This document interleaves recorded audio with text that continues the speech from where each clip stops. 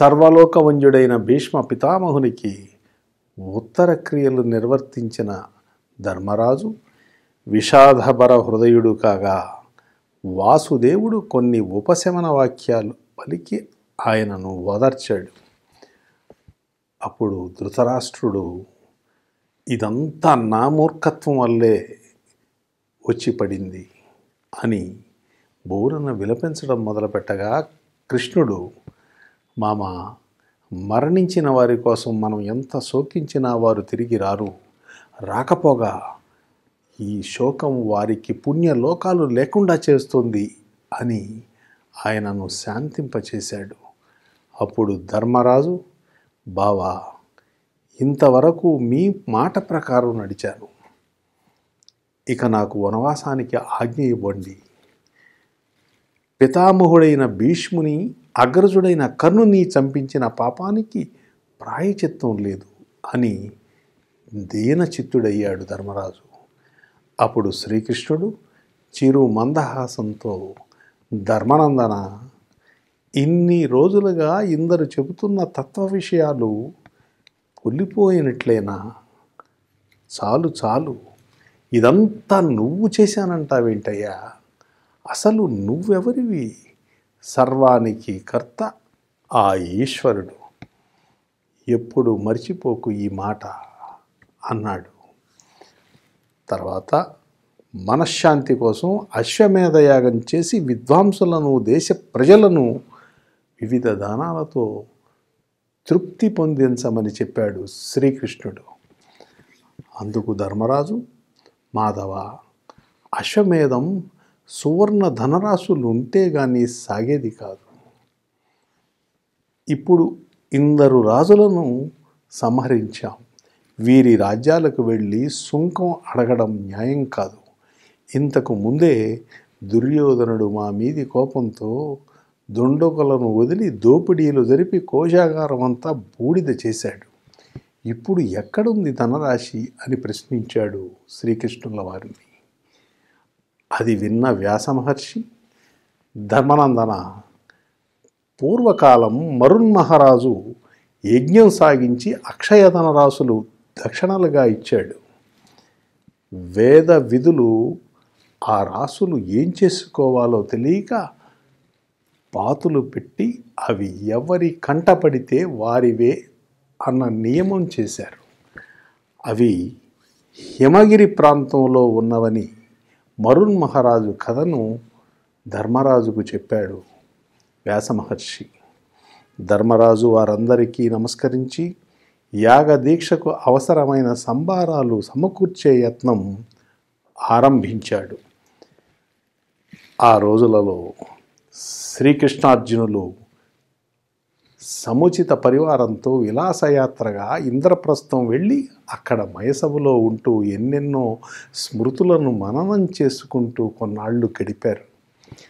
ఒక రోజున వాసుదేవుడు, బావా, ఇక నేను మా నగరం వెళ్ళాలి. మా జననీ జనకులను, అగ్రజుడైన బలరాముని, ఇతర బంధుకోటిని చూడాలని ఉంది అన్నాడు అర్జునునితో. అందుకు అర్జునుడు, మనం హస్తినాపురం వెళ్ళి ధర్మరాజు అనుమతి పొందుదాం అని చెప్పి ధర్మరాజు చెంతకు చేరారు కృష్ణార్జునులు. సంతోషచిత్తుడై ద్వారకకు పోనున్న వాసుదేవునితో, రుక్మిణీ వల్లభ, నీ దయ వల్ల మేము ఇప్పటికీ స్థితికి చేరాం. అశ్వమేధం కూడా నిర్విఘ్నంగా నువ్వే దగ్గరుండి చేయించాలి అని అర్థించగా చిరునవ్వుతో అంగీకరించిన శ్రీకృష్ణుడు ధృతరాష్ట్ర గాంధారీ దేవుల వద్ద సెలవు తీసుకుని కుంతీదేవి అనుమతితో సుభద్రను వెంటబెట్టుకుని సాత్యకి సహేతుడై ద్వారకకు చేరాడు వాసుదేవుడు. చిరకాలానికి వచ్చిన వాసుదేవునికి సముచిత మర్యాదలు జరిపి ఉత్సవం చేసుకున్నారు యాదవులంతా. విశ్రాంతి వేళ ఒకరోజు వసుదేవుడు, నాయన, యుద్ధ విశేషాలు కొన్ని విన్నాను, కానీ నీ ముఖాన విశదంగా వినాలని ఉంది అన్నాడు. అప్పుడు వాసుదేవుడు సంగ్రామ కథ సమగ్రంగా వినిపిస్తూ అభిమన్యుని ప్రస్తావనను రాకుండా చూసుకున్నాడు. అది వింటున్న సుభద్ర, అన్నయ్య, నీ మేనల్లుడి మాట వదిలేశావు కదా అని శోకతప్త హృదయంతో అనగా, అప్పుడు కృష్ణుడు అభిమన్యుని పరాక్రమగాథ రమణీయంగా వినిపించాడు. అందరూ విషాదపర హృదయులయ్యారు. ఇక అక్కడ హస్తినాపురంలో ధర్మరాజు సత్యవాక్పాలనతో ధర్మం వీడకుండా ఏలుబడి నడుపుతున్నాడు. ఒకనాడు వ్యాసమహర్షి అక్కడికి వచ్చి అశ్వమేధయాగం సాగించమని తొందర చేశాడు. ధర్మరాజు అందుకు అవసరమైన ధన కనకరాశులు తీసుకోవడానికి తమ్ములతో సైన్యంతో బయలుదేరుతూ యుయుత్సుని నగర రక్షణ వ్యవహారంలో ఉంచి అతనికి తోడుగా విదురుని అక్కడ ఆపి పరివార సమేతంగా ధర్మరాజు బయలుదేరే వేళ మంగళ వాద్యాలతో వేద ఆశీస్సులు మిన్నుముట్టాయి. పురోహితులు దౌమ్యులు ఆదేశించిన ప్రకారం సర్వకార్యాలు నిర్వర్తించి సర్వేశ్వరుడు నిఖిల నిధానపతి అయిన పశుపతిని ఆరాధించి పరాశర్యుని నిర్దేశానుసారం పరిజనం చేత త్రవ్వకం సాగించాడు. కొంత లోతు తవ్వేసరికి కన్నులు మిరుమిట్లు గొలిపే కాంతులతో మణి సువర్ణ కాసులు కనిపించాయి. ఆ నిధికి యథావిధి పూజలు జరిపి దానిని ఏనుగుల మీద, రథాల మీద, బండ్ల మీద ఎక్కించి హస్తినాపురం బయలుదేరాడు ధర్మరాజు. యాగ ప్రయత్నంలో ఉన్న వార్త విన్న వాసుదేవుడు బలరామ, సాత్యకి, కృతవర్మ ప్రభృతి యాదవగణంతో బయలుదేరి వచ్చాడు. వచ్చిన బంధువులందరికీ ఉచిత రీతిన మర్యాదలు సాగుతున్నాయి. యాగానికి అవసరమైన ఇతర ప్రయత్నాలు నడుస్తున్నాయి. అందరూ ఇష్టాగోష్ఠిలో ఉండగా ఉత్తర మృత శిశువును ప్రసవించిందనే వార్త ఆశ నిపాతంలా వచ్చింది. అందరి ముఖాలు అక్కడ వెలవెలబోయాయి. సుభద్ర గొల్లు గొల్లున ఏడుస్తుంటే కుంతీదేవి కన్నీరు ఒత్తుకుంటూ కృష్ణుని చేరి, నాయన, గురుపుత్రుడు ప్రయోగించిన అస్త్ర ప్రభావం ఇంకా మమ్మల్ని వేధిస్తూనే ఉంది అని విలపిస్తుంటే, అన్నయ్య, నా కొడుకు పోయినా మనవణ్ణి చూసుకొని ఆ దుఃఖం మర్చిపోదాం అనుకున్నాను. నీ మేనల్లుడి కొడుకిడిగో అని నీకు చూపించి ఆనందిద్దామనుకున్నాను అంటూ వృద్ధ కంఠంతో ముఖం వాల్చింది పక్కనే సుభద్ర. ఉత్తర మాట పలుకు లేకుండా స్మృతిహీనమైపడి ఉంది పక్కన. వాసుదేవుడు అందరినీ ఓదార్చి పాద ప్రక్షాళనం చేసి పవిత్ర జలాలతో అభిమంత్రించి అశ్వత్థామ బ్రహ్మశిరోనామకాస్త్రం ఉపసంహరించి ఆ శిశువును పునర్జీవుని చేశాడు. అప్పటికి తెలివి వచ్చిన ఉత్తర తన పక్కలో బిడ్డ కదలడం చూసి పట్టలేని ఆనందంతో శిశువును వాసుదేవుని పాదాల ముందు ఉంచింది. దేవకీనందనుడు చిరునవ్వుతో చెయ్యెత్తి ఆశీర్వదించాడు. వంశం పరిక్షీణమయ్యే వేళ జన్మించాడు కనుక పరీక్షిత్తు అని నామకరణం చేశాడు వాసుదేవుడు. ఉత్తరకు నెల పురుడు దాటింది. అశ్వమేధానికి ఉపక్రమిస్తూ వ్యాసుని ఆజ్ఞానుసారం ఉత్తమ జాతి అశ్వాన్ని విడిచి దాని వెంట అర్జునుని, వాని వెంట పరిజనంతో వేద విదురుల్ని పంపాడు ధర్మరాజు. ధృతరాష్ట్ర, గాంధారి, కుంతీదేవులకు అన్ని విషయాలు వివరించి వారి అనుమతి పొందిన అనంతరం ధర్మరాజు, భీముడు, నకులుడు దేశరక్షణ భారంలో ఉన్నారు. సహదేవుడు కుటుంబ సేవలో ఉన్నాడు. అర్జునుడు అశ్వం వెంట వెళుతూ నానా దేశాలు తిరిగి వారి అందరినీ అశ్వమేధానికి ఆహ్వానిస్తూ ఎదురు తిరిగిన వారిని పరాజితుల్ని చేసి సింధు దేశం చేరాడు. అక్కడ సైంధవుని మిత్రుల పుత్రులు మనుమలు ఎదిరించగా వారినందరినీ చెల్లా చెదురు చేశాడు. అది విని దుస్సల తన మనుమని చంకనెత్తుకుని వచ్చి, అన్నయ్య, వీడొక్కడూ మిగిలాడు మా ఇంటికి, వీడిని రక్షించు అంది.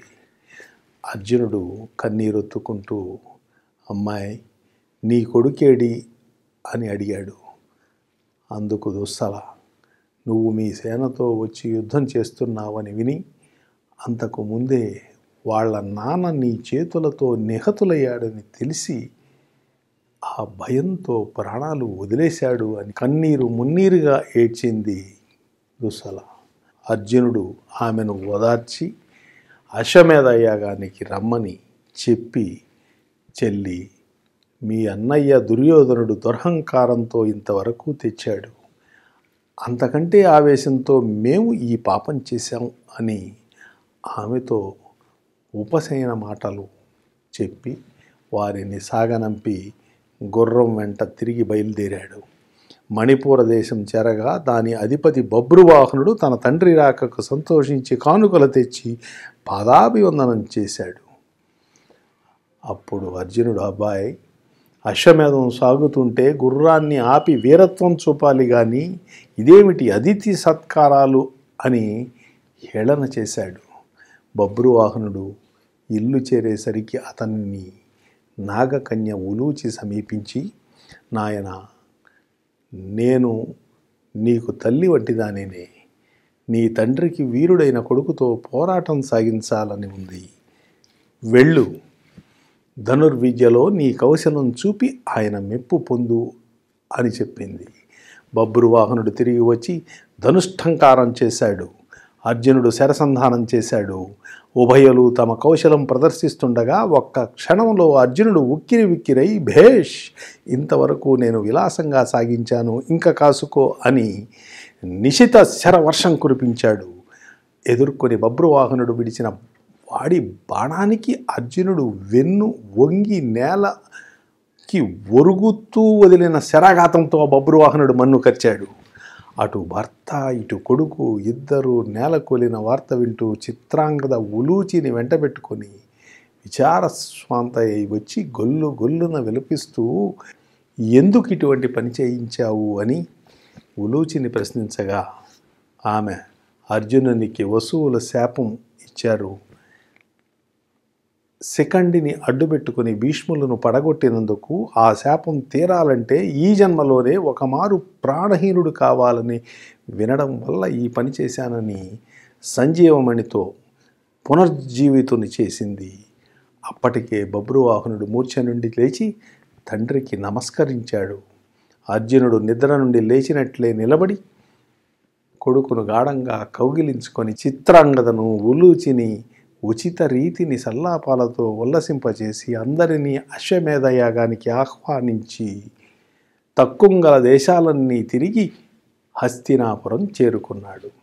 తమ్ముడు సుఖంగా వస్తున్నాడని విన్న ధర్మరాజు భీముని పిలిచి, తమ్ముడు, చైత్ర పూర్ణిమ దగ్గర పడుతోంది, యజ్ఞశాలను నిర్మించి అక్కడ మహర్షులకు రాజులకు శిబిరాలు వేయించి మిగిలిన అవసర సామాగ్రి అంతా చేర్పించు అన్నాడు.